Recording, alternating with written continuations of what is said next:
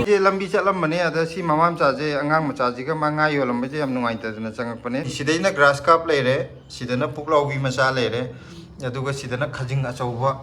ꯂꯩꯔꯦ ꯑꯗꯨꯒ ꯁꯤꯗꯅ ꯑꯃꯨꯛ ꯈꯖꯤꯡ ꯈꯔ ꯀꯨꯞꯊꯕꯗꯣ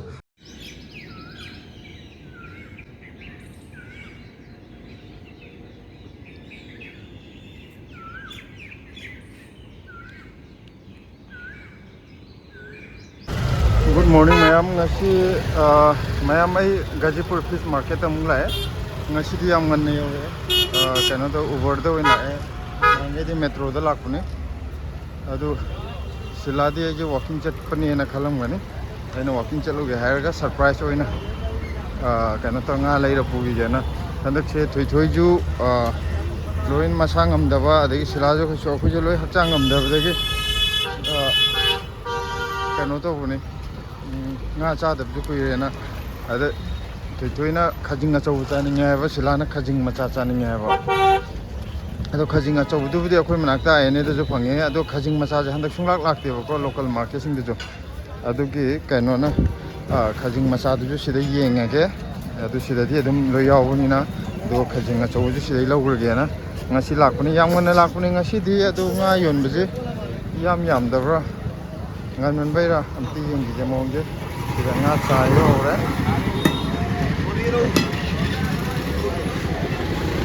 manung de yang ga hathet mayam ulak ki ko sida ga moy nga gi ko un thamna ga sida supply to rin pura takhai ga ai sai ga dro दादा कम लगा दूंगा सुबह सुबह को बात फजन दी चावरे देखो इस कम की है ये lupa samri yang kaya hari mini hana sih khajing du di khuchau ne he lupa kaino samri yang khai hai bu chahum mari phuda bok loro ayuk ayuk ni khulang gang kau ge se ai ngasi di mapanda thoga yon beje objek puthokpagi chang khara wali manung dukan da loi lai ni ko building manung ira mai dukan lai ni mapan ji dana pot thang to ga khara ai mapanda ubai na mayam meta changjana bu kaino to Sunday market ko muna direct kuyon di.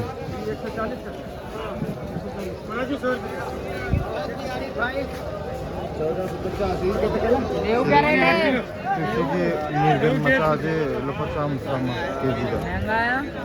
Batla. Aduh sigi kaino jadi bracket habra kaino magi ngapai man bije. Sepanjang isi di keji tara gimatak tara mengau ke tarang udah hangdi. Semain cawa ini ngasih nahan mana sih tujuan, pada pasang cawa itu kemarang giam kai ngaji yang fresh nih, lupa sam yang kai kakak ni keji dah. Aku ini lebam du ada itu tadi si lupa cahum maya di pira ni keji dah. Si di sam yang kai kakak ni masih wholesale gi, thabam ni na pulap lawam ni na ba. Aduga sigi sering jujur fajare, sering di lupa sani kakak pi.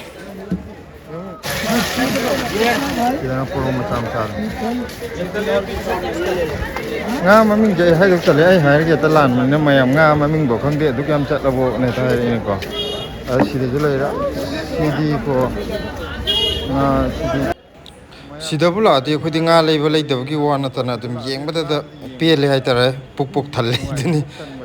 nga ji yaman da na lebam khang di yeng ba yam noi aduga sigi nga pai man bi je si je ma di phajana marang kai re adu jo cho bo ngak ta nga sidi phajana pai ge lei re hai ta ra si ngak ta keji tara nga do mai lumam gani phajan chawe phabonga man be sijina phabonga ai tare phabonga je lupa chani yang khai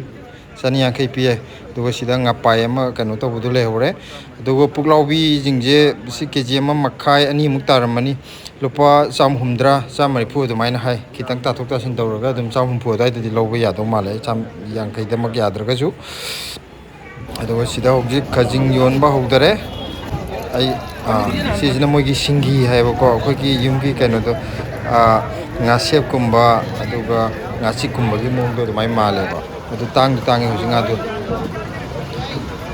sidana packing kai mani mi mayam omjan ra ga lei sigi kano de hujik gari yore ine nga lot puthar ko gi adu mayam je sida loin mak tasan ra lei nga phaja fresh hoy ba mogi kano to hujik hekte yor ta ngai ni mayam nga khana ba gi or mane Okay, moi gi je kano to ri ne auction law ri ne ꯍꯥꯏꯗꯤ ꯀꯩꯅꯣ ꯇꯧꯔꯛꯄꯗꯣ ꯉꯥ ꯄꯨꯂꯞ ꯄꯨꯂꯞ ꯄꯨꯔꯛꯄꯗꯣ ꯃꯣꯏ ꯁꯤꯗꯩꯗ ꯀꯣꯏꯁꯤꯜꯂꯤꯕ ꯃꯌꯥꯝꯁꯦ ꯑꯃꯨꯛ ꯁꯤꯗꯒꯤ ꯄꯨꯈ꯭ꯔꯒ ꯃꯥꯏ ꯃꯥꯏ ꯑꯃꯨꯛ ꯌꯣꯜꯂꯨꯅꯕ ꯉꯥ ꯌꯣꯟꯕ ꯀꯥꯡꯕꯨ ꯉꯥꯛꯇ ꯑꯣꯏ ꯂꯩꯔꯝꯃꯦ ꯑꯗꯣ ꯃꯣꯏꯁꯦ ꯑꯣꯛꯁꯟ ꯂꯥꯎꯕ ꯍꯥꯏꯗꯤ ꯃꯥꯅ ꯄꯩꯁꯥ ꯀꯌꯥ ꯀꯌꯥ ꯄꯤꯕ ꯉꯝꯒꯗꯒꯦ ꯑꯗꯣ ꯑꯗꯨꯒꯤ ꯑꯣꯛꯁꯟ ꯂꯥꯎꯔꯤ ꯍꯥꯏꯗꯤ ꯅꯍꯥꯟꯈꯩꯕꯨ ꯁꯨꯃꯥꯏꯅ ꯑꯣꯛꯁꯟ ꯂꯥꯎꯕꯁꯦ ꯑꯃꯨꯛꯇ ꯊꯦꯡꯅꯗꯦ ꯒꯥꯖꯤꯄꯨꯔꯗ ꯂꯥꯛꯄ ꯃꯇꯝꯗ ꯉꯁꯤꯗꯤ ꯑꯣꯛꯁꯟꯒ ꯌꯥꯝ ꯄꯣꯁ ꯇꯥꯅ ꯂꯥꯎꯔꯝꯃꯦ ꯃꯣꯏꯁꯦ ꯑꯩꯈꯣꯏꯅ ꯒꯥꯖꯤꯄꯨꯔꯗ ꯂꯥꯛꯄꯒꯤ ꯌꯥꯝ ꯀꯥꯟꯅꯕ ꯑꯃꯅꯕꯀꯣ ꯁꯤꯗꯩꯗ ꯑꯩꯈꯣꯏꯅ ꯌꯥꯝ ꯀꯣꯃꯟ ꯑꯣꯏꯅ ꯆꯥꯅꯕ ꯑꯩꯈꯣꯏꯒꯤ ꯄꯨꯛꯂꯥꯎꯕꯤ ꯑꯣꯏꯔꯣ ꯑꯗꯒꯤ ꯒ꯭ꯔꯥꯁ ꯀꯥꯞ ꯑꯣꯏꯔꯣ ꯔꯧ ꯑꯣꯏꯔꯣ ꯁꯨꯃꯥꯏꯅ ꯈꯔ ꯀꯣꯃꯟ ꯑꯣꯏꯕ ꯉꯥꯁꯤꯡꯁꯦ ꯂꯨꯄꯥ 150 160 ꯌꯥꯝꯃꯕꯗ 140 ꯃꯅꯨꯡꯗ ꯂꯣꯏ ꯐꯪꯉꯦ ꯆꯅꯤ ꯑꯃꯇ ꯌꯧꯗꯦꯕ ꯉꯥ ꯑꯆꯧ ꯑꯆꯧꯕ ꯉꯥꯄꯥꯏ ꯑꯣꯏꯒꯦꯔꯥ ꯑꯃ ꯑꯣꯏꯒꯦꯔꯥ ꯑꯗꯨꯅ ꯁꯤꯗꯒꯤ ꯂꯩꯇꯥꯔꯗꯤ ꯑꯩꯈꯣꯏ ꯃꯤꯒ ꯈꯔ ꯌꯥꯝꯅꯒ ꯆꯥꯒꯗꯧꯕ ꯉꯥ ꯀꯦꯖꯤ 3 4 ꯅꯠꯇ꯭ꯔꯒ 4 5ꯒ ꯗꯔꯀꯥꯔ ꯑꯣꯏꯔꯗꯤꯕꯀꯣ ꯁꯤꯗꯩ ꯂꯩꯕꯅ ꯐꯔꯦ ꯑꯩꯈꯣꯏ ꯑꯗꯨꯏ ꯃꯅꯥꯛꯇ ꯂꯩꯕ ꯃꯆꯥ ꯃꯆꯥꯁꯤꯡꯗ ꯂꯩꯗꯣꯏ ꯁꯔꯨꯛꯄꯨꯗꯤ ꯑꯗꯨꯒ ꯁꯤꯗꯩꯗ ꯑꯃꯨꯛ ꯑꯩꯅ ꯉꯁꯥꯏ ꯍꯥꯏꯕꯗꯨ ꯃꯣꯏ ꯁꯤꯡꯒꯤ ꯍꯥꯏꯀꯣ ꯁꯤꯡꯒꯤ ꯍꯥꯏ ꯁꯣꯝꯗꯅ ꯉꯀ꯭ꯔꯥ ꯑꯍꯤꯡꯕ ꯂꯩꯔꯦ ꯉꯀ꯭ꯔꯥ ꯐꯖꯅ ꯍꯤꯡꯗꯕꯗꯣ ꯑꯗꯒꯤ ꯁꯤꯗꯩꯗꯁꯨ ꯉꯥ ꯃꯆꯥ ꯁꯤꯒꯤ ꯉꯥꯁꯦ ꯂꯨꯄꯥ ꯆꯅꯤ ꯆꯅꯤꯅꯤ ꯁꯣꯔꯤ ꯂꯨꯄꯥ ꯀꯨꯟ ꯀꯨꯟꯅꯤ ꯉꯥ ꯑꯃꯃꯝꯗ ꯑꯦꯅꯤ ꯄꯤꯁ ꯑꯃꯃꯝꯗ ꯂꯨꯄꯥ ꯀꯨꯟ ꯀꯨꯟꯗ ꯂꯩꯗꯣꯏꯕ ꯁꯤꯗꯤ ꯌꯥꯝ ꯊꯤ ꯀꯥꯟꯅꯩ ꯑꯩꯈꯣꯏ ꯌꯨꯝ ꯃꯅꯥꯛꯇꯒ ꯌꯣꯟꯕ ꯑꯣꯏꯇꯥꯔꯗꯤ ꯏꯟꯖꯥꯡ ꯍꯥꯎꯇ꯭ꯔꯦ ꯀꯥꯏꯅ ꯂꯨꯄꯥ 1 ꯄꯤꯕ ꯑꯃ ꯊꯛꯀ ꯂꯩꯔꯒ ꯑꯗꯨꯝ ꯀꯩꯅꯣ ꯇꯧꯕ ꯌꯥꯔꯦ ꯇꯥꯎꯔ ꯆꯥꯕ ꯌꯥꯔꯦ ꯌꯥꯝ ꯊꯤ ꯐꯩ ꯑꯗꯣ ꯑꯩ ꯍꯧꯖꯤꯛ ꯈꯖꯤꯡ ꯃꯆꯥꯗꯨ ꯌꯦꯡꯉꯤꯅꯤ ꯁꯤꯂꯥꯅ ꯈꯖꯤꯡ ꯃꯆꯥꯗ ꯄꯥꯝꯃꯦ ꯍꯥꯏꯕꯗꯣ ꯑꯗꯨ ꯈꯖꯤꯡ ꯃꯆꯥꯅꯤ ꯑꯩꯅ ꯀꯟꯅ ꯊꯤꯔꯤꯁꯦ ꯁꯤꯗ ꯁꯔꯦꯡ ꯂꯩꯔꯦ ꯁꯔꯦꯡꯁꯤꯗꯤ ꯀꯦꯖꯤꯗ ꯂꯨꯄꯥ 100 ꯈꯛꯇꯅꯤ ꯑꯇꯣꯞꯄ ꯑꯁꯣꯝꯗꯁꯨ 100 ꯄꯤꯍꯧꯋꯦ ꯑꯗꯨꯒ ꯄꯣꯔꯣꯡ ꯑꯆꯧꯕ ꯐꯖꯕꯗꯨꯅ ꯂꯨꯄꯥ 100 ꯄꯤꯍꯧꯋꯦ ꯄꯣꯔꯣꯡꯅ ꯇꯥꯡꯉꯦ ꯃꯌꯥꯝ ꯑꯗꯨꯒ ꯁꯔꯦꯡꯗꯤ ꯌꯥꯝ ꯍꯣꯡꯉꯦ ꯂꯨꯄꯥ 100 ꯈꯛꯇꯅꯤ ꯁꯔꯦꯡꯗꯤ ꯑꯗꯨꯒ ꯁꯤꯗꯩꯗꯅ ꯑꯃꯨꯛ ꯑꯩꯈꯣꯏꯒꯤ ꯉꯄꯥꯏ ꯃꯆꯥꯗꯣ ꯑꯗꯨꯒꯨꯝꯕ ꯃꯥꯟꯕ ꯉꯥ ꯑꯃ ꯐꯪꯉꯦ ꯃꯣꯏꯁꯦ ꯁꯤ ꯉꯥꯁꯦ ꯑꯍꯥꯎꯕꯅꯦꯗꯤ ꯍꯥꯏ ꯃꯆꯥ ꯁꯦꯝꯃꯒ ꯂꯨꯄꯥ 110 ꯗ ꯌꯣꯟꯕ ꯑꯗꯨꯒ ꯁꯤꯗꯒꯤ ꯉꯥꯁꯤꯅ ꯑꯩꯈꯣꯏꯒꯤ ꯁꯃꯨꯗ꯭ꯔꯗ ꯂꯩꯕ ꯉꯥꯅꯦꯅ ꯍꯥꯏ ꯁꯤꯒꯤ ꯉꯥꯁꯦ ꯌꯥꯝ ꯍꯥꯎꯕ ꯃꯥꯜꯂꯦ ꯃꯃꯜꯁꯦ ꯁꯤꯒꯤ ꯃꯆꯥꯁꯤꯅ ꯂꯨꯄꯥ 130 ꯑꯆꯧꯕꯁꯤꯅ 350 ꯑꯗꯣ ꯁꯤ ꯉꯥꯁꯦ ꯃꯌꯥꯝ ꯄꯥꯝꯅꯩ ꯃꯥꯜꯂꯦ ꯑꯃꯨꯛꯇꯪꯗꯤ ꯃꯊꯪꯗꯗꯤ ꯇ꯭ꯔꯥꯏ ꯇꯧ ꯇꯥꯔꯦ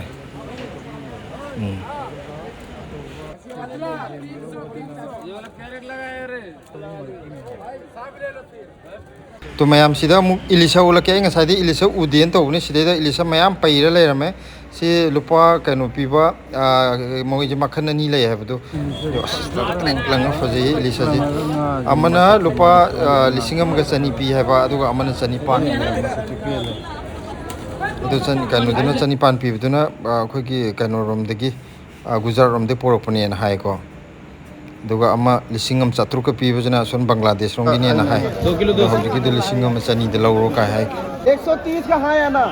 नहीं ꯂꯨꯄꯥ ꯃꯌꯥꯝꯒꯤ ꯂꯩꯐꯝ ꯊꯣꯛꯄ ꯂꯩꯔꯦ ꯉꯥꯁꯤ ꯃꯃꯥꯡꯒꯤ ꯑꯩꯅ ꯒꯥꯖꯤꯄꯨꯔꯒꯤ ꯚꯤꯗꯤꯑꯣ ꯑꯃ ꯊꯥꯒꯠꯄꯗ ꯀꯩꯅꯣꯗ ꯍꯥꯏꯗꯤ ꯀꯃꯦꯟ ꯑꯃ ꯌꯥꯎꯔꯛꯑꯦꯕꯀꯣ ꯑꯩꯅ ꯌꯥꯝ ꯅꯣꯛꯅꯤꯡꯕ ꯑꯃ ꯍꯥꯏꯗꯤ ꯀꯩꯅꯣꯁꯦ ꯀꯀꯥꯁꯦ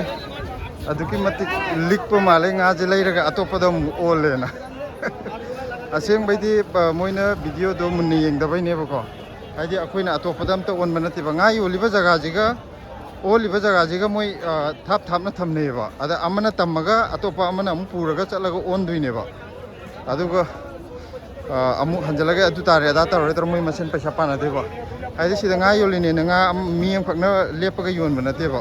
ꯃꯣꯏꯒꯤ ꯄꯨꯔꯥ ꯇꯤꯝ ꯑꯣꯏꯅ ꯂꯩꯅꯔꯤꯅꯦꯕꯀꯣ ꯑꯗꯨꯅ ꯑꯩꯈꯣꯏꯅ ꯑꯇꯣꯞꯄ ꯑꯝꯗ ꯆꯠꯂꯒ ꯑꯗꯨ ꯑꯣꯟꯕ ꯀꯩꯁꯨ ꯇꯧꯗꯦ ꯁꯨꯝ ꯑꯩꯅ ꯅꯣꯛꯅꯤꯡꯕ ꯍꯥꯏꯇꯥꯔꯦ ꯀꯃꯦꯟꯗꯣ ꯄꯥꯔꯀꯥꯟꯗ ꯑꯗꯨꯝ ꯃꯌꯥꯝ ꯑꯩꯁꯨ ꯍꯜꯂꯒꯦ ꯑꯩꯒꯤ ꯂꯩꯐꯝ ꯊꯣꯛꯄ ꯉꯥ ꯂꯩꯔꯦ ꯀꯩꯅꯣ ꯇꯧꯔꯦ ꯀꯦꯖꯤ 5 ꯃꯊꯛꯇ ꯂꯩꯔꯦ ꯑꯩꯁꯨ ꯉꯥ ꯑꯗꯒꯤ ꯄꯨꯛꯂꯥꯎꯕꯤ ꯃꯆꯥ ꯇꯥꯎꯔ ꯆꯥꯅꯕꯅ ꯑꯗꯨꯒ ꯀꯩꯅꯣꯒ ꯒ꯭ꯔꯥꯁ ꯀꯥꯞ ꯍꯣꯔꯦꯟ ꯁꯤꯂꯥꯗꯣ ꯉꯥꯁꯤ ꯎꯕꯗ ꯀꯃꯥꯏꯅ ꯇꯧꯒꯦꯅ ꯃꯉꯣꯟꯗ ꯍꯥꯏꯔꯝꯗꯅ ꯂꯥꯛꯄꯅꯦ ꯉꯥꯁꯦ ꯂꯥꯛꯄꯗ ꯊꯣꯏꯒ ꯁꯤꯂꯥꯒꯒꯤ ꯔꯤꯑꯦꯛꯁꯟ ꯌꯦꯡꯉꯁꯤ ꯃꯌꯥꯝ ꯑꯩ ꯁꯤꯗꯩ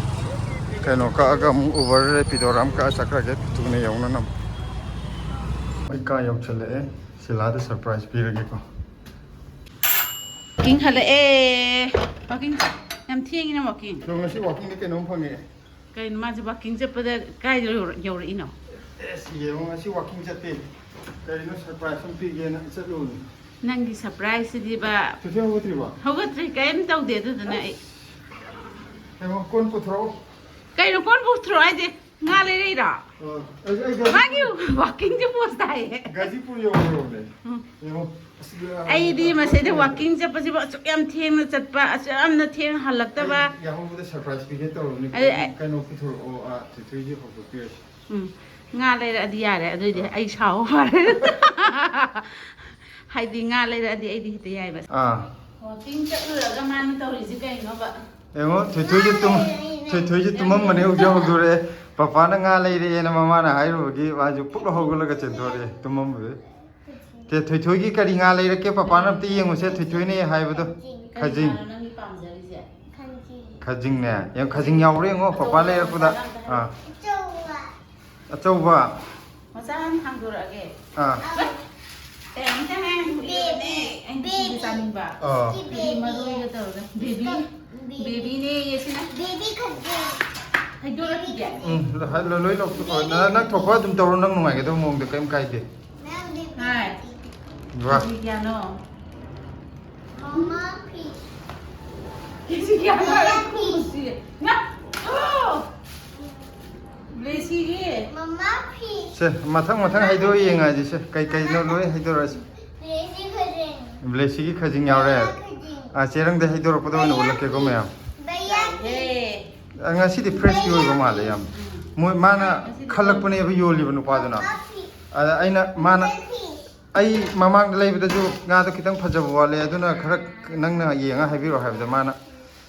ꯑꯆꯧꯕ ꯂꯩꯔꯤꯁꯦ ꯑꯩ ꯅꯉꯣꯟꯗ ꯄꯤꯁꯟꯕ ꯌꯥꯏ ꯑꯗꯨ ꯑꯩꯅ ꯁꯤ ꯈꯜꯂꯤꯁꯦ ꯃꯆꯥ ꯄꯤꯔꯛꯏꯁꯦ ꯅꯪꯒꯤ ꯑꯐꯕ ꯈꯜꯂꯤꯅꯦ ꯍꯥꯏ ꯑꯗꯨ ꯈꯪꯗꯦ ꯌꯦꯡꯉ ꯑꯩꯅ ꯑꯗꯨꯒ ꯍꯥꯏꯒꯠꯂꯛꯄꯗꯗꯤ ꯐꯖꯕꯗꯤ ꯃꯥꯟꯕꯅꯤ ꯁꯤꯗꯤ ꯌꯥꯝ ꯃꯥꯜꯂꯦ ꯑꯩꯁꯨ ꯀꯌꯥ ꯍꯦꯟꯅꯗꯤ ꯈꯪꯗꯦꯕ ꯑꯗꯨꯅꯤ ꯀꯌꯥꯅꯣ ꯀꯦꯖꯤ ꯑꯃꯒ ꯒ꯭ꯔꯥꯝ 900 ꯃꯣꯏꯗꯤ ꯒ꯭ꯔꯥꯝ ꯀꯌꯥ ꯂꯧꯗꯧ ꯃꯥꯜꯂꯦ ꯍꯨꯔꯥꯟꯗꯦ ꯃꯣꯏꯗꯤ ꯌꯣꯟꯅꯕꯅꯤꯅ ꯂꯦꯁꯤ ꯉꯥꯏꯗꯔꯅꯤ ꯁꯦ ꯌꯥꯔꯕ ꯁꯤꯅ ꯑꯗꯨꯃꯥꯏꯅ ꯎꯠꯄ ꯌꯥꯗꯦ ꯃꯄꯥ ꯑꯣꯏꯅ ꯎꯠꯀꯗꯕ ꯉꯥ ꯑꯗꯨꯃꯥꯏꯅ ꯎꯠꯀꯗꯕ ꯉꯥ ꯍꯥꯎꯅ ꯊꯣꯡꯊꯔꯛꯑꯒꯦ ꯃꯌꯥꯝ ꯁꯤꯅ ꯁꯤꯂꯥꯅ ꯒ꯭ꯔꯥꯁ ꯀꯥꯞꯇ ꯍꯥꯏꯌꯦꯕꯀꯣ ꯒ꯭ꯔꯥꯁ ꯀꯥꯞꯇꯤ ꯁꯤꯗꯁꯨ ꯀꯌꯥ ꯂꯥꯛꯇꯦꯀꯣ ꯑꯗꯨꯒ ꯐ꯭ꯔꯦꯁ ꯑꯣꯏꯕꯗꯨ ꯐꯪꯗꯕꯒꯤ ꯒꯥꯖꯤꯄꯨꯔꯗꯒꯤ ꯉꯁꯤꯗꯤ ꯐ꯭ꯔꯦꯁ ꯑꯣꯏꯕꯅ ꯃꯌꯥꯒ ꯍꯤ ꯊꯥꯡꯕ ꯑꯃ ꯂꯧꯔꯛꯄꯅꯤ ꯑꯩꯗꯤ ꯉꯥꯁꯦ ꯇꯣꯏꯔ ꯊꯣꯡꯕꯁꯦ ꯁꯤ ꯌꯥꯝ ꯆꯥꯅꯤꯡꯉꯦꯕ ꯑꯩ ꯇꯥꯎꯔ ꯊꯣꯡꯕꯁꯨ ꯆꯥꯅꯤꯡꯉꯦ ꯊꯣꯏꯊꯣꯏ ꯀꯩꯅꯣꯝ ꯍꯥꯏꯔꯤ ꯑꯗ ꯄꯨꯛꯂꯥꯎꯕꯤ ꯑꯆꯧꯕ ꯐꯖꯕꯗꯣ ꯂꯧꯁꯤꯔꯥ ꯈꯟꯕꯗ ꯅꯪꯅ ꯒ꯭ꯔꯥꯁ ꯆꯥꯅꯤꯡꯉꯦ ꯍꯥꯏꯕꯗꯨꯗ ꯒ꯭ꯔꯥꯁꯇꯨ ꯑꯣꯏꯅ ꯂꯧꯔꯕ ꯒ꯭ꯔꯥꯁꯁꯦ ꯀꯦꯖꯤꯗ ꯀꯌꯥ ꯑꯣꯏꯔꯝꯗꯧ ꯃꯥꯜꯂꯤ ꯃꯌꯥꯝ ꯀꯦꯖꯤ ꯑꯃꯒ ꯒ꯭ꯔꯥꯝ 900 ꯂꯨꯄꯥ ꯀꯌꯥꯃꯨꯛꯀꯤ ꯉꯥ ꯑꯣꯏꯔꯝꯗꯧ ꯃꯥꯜꯂꯤ ꯁꯤ ꯉꯥꯁꯦ ꯀꯦꯖꯤ ꯑꯃꯒ ꯒ꯭ꯔꯥꯝ 900ꯅꯤ ꯃꯌꯥꯝ ꯍꯥꯏꯐꯦꯠ ꯃꯌꯥꯝꯅ ꯈꯟꯕꯗ ꯀꯌꯥ ꯑꯣꯏꯔꯝꯗꯧ ꯃꯥꯜꯂꯤ ꯅꯠꯇꯦ ꯅꯪ ꯍꯥꯏꯐꯦꯠꯇꯤ ꯈꯜꯂꯛꯎ ꯀꯩꯅꯣ ꯀꯌꯥ ꯑꯣꯏꯔꯝꯗꯧ ꯃꯥꯟꯒꯦꯅ ꯑꯍꯣꯡꯕ ꯃꯐꯝꯗꯨꯗ ꯆꯠꯄꯅꯤꯅ ꯍꯣꯜꯁꯦꯜꯒꯤ ꯃꯐꯝ ꯆꯠꯄꯅꯤꯅ ꯀꯦꯖꯤ ꯑꯃꯗ ꯂꯨꯄꯥ 150 ꯀꯦꯖꯤ ꯑꯃꯗ 150 ꯂꯧꯔꯛꯏ ꯑꯗꯨ ꯂꯨꯄꯥ 200ꯒ ꯀꯌꯥꯅꯣ ꯉꯁꯥꯏ ꯇꯥꯕꯗꯨꯕꯣ 120ꯂꯣ 130 ꯀꯩꯅꯣ ꯑꯗꯨꯃꯥꯏꯅ ꯇꯥꯕ ꯀꯩꯅꯣꯅꯦꯕ ꯁꯤꯒꯤ ꯉꯥ ꯃꯐꯝꯁꯤꯒ ꯅꯛꯅꯔꯝꯃꯗꯤ ꯑꯩ ꯉꯥ ꯑꯗꯨꯝ ꯆꯥꯔꯅꯤ ꯄꯦꯜꯂꯣ ꯇꯨꯡꯍꯟꯕꯤꯅ ꯆꯥꯔꯁꯤꯕꯣ 290 ꯇꯥꯕ 290 ꯇꯥꯕ ꯂꯨꯄꯥ 10 ꯍꯜꯂꯛꯄ ꯁꯤꯗ ꯇꯨꯡꯍꯟꯕꯤꯔ ꯃꯔꯛꯇ ꯌꯥꯜꯂꯛꯏꯁꯦ ꯃꯥꯅ ꯌꯥꯟꯗꯤꯌꯦ ꯄꯨꯛꯂꯥꯎꯕꯤ ꯉꯥꯛꯇ꯭ꯔꯣ ꯑꯗꯣ ꯑꯩꯅ ꯇꯨꯡꯍꯟꯕꯤ ꯃꯥꯜꯂꯦꯅ ꯁꯤꯜꯍꯜꯂꯛꯄꯁꯨ ꯌꯥꯎꯅꯦ ꯃꯁꯛꯇꯣ ꯃꯥꯅ ꯆꯞ ꯃꯥꯟꯅꯕ ꯉꯥꯅꯤ ꯁꯥꯔ ꯑꯗꯣ ꯀꯦꯖꯤ ꯀꯌꯥ ꯑꯣꯏꯔꯝꯗꯧ ꯃꯥꯜꯂꯤ ꯈꯪꯗꯦ ꯀꯦꯖꯤ 2 ꯀꯦꯖꯤ 2 ꯆꯞ ꯆꯥ ꯂꯧꯔꯛꯏꯅꯦ ꯀꯦꯖꯤꯗ ꯂꯨꯄꯥ ꯀꯌꯥ ꯀꯦꯖꯤꯗ ꯀꯌꯥ ꯑꯣꯏꯔꯝꯗꯧ ꯃꯥꯜꯂꯤ ꯁꯤꯅ ꯄꯨꯛꯂꯥꯎꯕꯤ ꯃꯆꯥꯅꯦꯕ ꯃꯌꯥꯝ ꯇꯥꯎꯅꯕ ꯍꯥꯏꯐꯦꯠ ꯄꯥꯔꯛꯑꯣ ꯅꯪꯅ ꯀꯌꯥ ꯑꯣꯏꯔꯝꯗꯧ ꯃꯥꯜꯂꯤ ꯁ꯭ꯋꯥꯏꯗꯗꯤ ꯀꯌꯥꯝ ꯀꯧꯏꯅꯤ ꯑꯗꯣ ꯀꯦꯖꯤꯗ 150 ꯀꯦꯖꯤꯗ 150 ꯉꯥ ꯑꯍꯣꯡꯕ ꯃꯃꯜꯅꯦꯅ ꯃꯥ ꯁꯠ ꯄꯪꯉꯥꯏ ꯍꯥꯏꯖꯜꯂꯦ ꯉꯥ ꯍꯣꯡꯅ ꯆꯨꯝꯅꯕꯅ ꯀꯦꯖꯤꯗ 150ꯅꯤ ꯀꯩꯅꯣꯁꯦ ꯁ꯭ꯋꯥꯏꯗ ꯀꯦꯖꯤꯗ 150 ꯐꯪꯒꯗ꯭ꯔꯣ ꯁ꯭ꯋꯥꯏꯗꯗꯤ ꯈꯪꯗꯤꯌꯦ ꯁ꯭ꯋꯥꯏꯗꯗꯤ ꯁꯤꯁꯦ 200ꯗꯤ ꯌꯧꯔꯣꯏꯕꯀꯣ 180 ꯑꯗꯨꯃꯥꯏꯅꯒ ꯑꯣꯏꯅꯤ ꯑꯗꯣ ꯑꯩꯅ ꯂꯩꯕꯗ ꯀꯦꯖꯤꯗ ꯂꯨꯄꯥ 100 lupa chani ngane tu chani ye kg ani ga gram chani lumbane bako adugi mana chani kun piyo na haibda aina lupa tara sa ping kha yawa asoi bi yawde habda chani tara da dum Sisi wasi di dan tungan bi malang ne. adu mana adu mo sintoli ne na adu mana nati aina masak se mande mana de tar silali Hai ai. nga de fresh oidro mana ya uluk ne bi am fresh oidro Ai di tungan bi do pa mane bako. Tungan bi do na on sai da makal ani do na nam ti nga hau bi nga. namti biduna atai nate moina farm da kan napi bijabado Sisi gi pulau bi sina phan. puklau bije mana fresh oil kano da thangka ba yam fresh oil ne taw ra sa bai di ko tangkhai taw ga sa ba da haw ne na ina So sina hum tho ge. sem ba da ju kom ba ko sai ja ra yang sidana sina mama gi khajin Na kusi ga. mama gi ja hani yeng ji ko Baby. hijo pukam da Magi baby macha. fresh oil ne Blessy macha. Na blessy. Blessy namu angang oi bagi. khajin macha ji am tang ne Nusi Ada ai na sidagi pitha ba do. Adu pa ba. Adagi ya ade ba du de um ta. ade pitha bu ya hogdre ba ko ngasi adu ge hekta makup akhoi apatpa man bam nei da ku mandana adu kitang le howe ba adu di aina lining da ba Tangi ga. nate da tang bu gi mathak te sam tang piyo ga ne khan ba da hapu ni khang de khajing ni khang de gyan men ta da da Pa no. si kg de kya oram dong mali mem sila nang jo hai kya do kya oram dong mali Kiji da. Papa sida ice. era nang jo khajing di tang ke no Kang di. Oh ang su le ra kha. mar nga sai de hai pu da pangai hai jale Na ha mu kiji da du pa chahum yang thai rat mai le ki ba ne. adu nang chani hai ba Kang di da ai pa hai jale na ahong bo ma sa tu. kg de chani yang khai de lo ne me Sisi khara yang lo ya da. as ma sa thi Kiji ani lo ra ma di yong. Ai di khajing di mem kuina thau yam hap to bi da kitang hap ga thum. amung lo ra loi re kg ma ji yam gra ba ngani ke no How to boy di ba. Adagi marak ta zo na kupi ga ngaur ga dum yai ba. Hazai. amma jina marom sei sakune pen da lai chui kg sok yam na lei ri ba nga ji da amung chuma kg ni le ro ya dra hai Ai na uya de hai na ta.